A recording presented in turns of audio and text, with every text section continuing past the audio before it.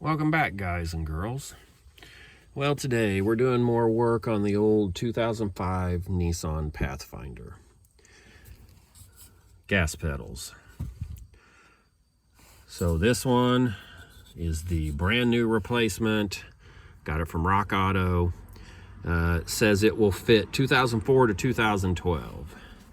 This one is the old one. And they look a little different, because this one is mounted on this bracket. Okay, this one was mounted up in there on that plate. Now, I don't know if yours has it, but this one has the pedals that adjust, where you have that little switch on your dash right there. So anyway, that's why there's a difference. When you get the new one, you have to remove this bracket. Now, before you curse and pry and fight with the electrical connector, there is the electrical connector, and there goes the flashlight.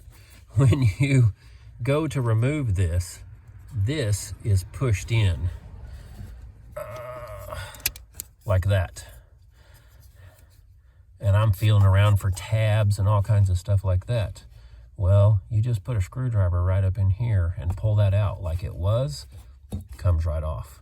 So that is the lock. Anyway, guys, I hope that helps you out. Thanks for watching.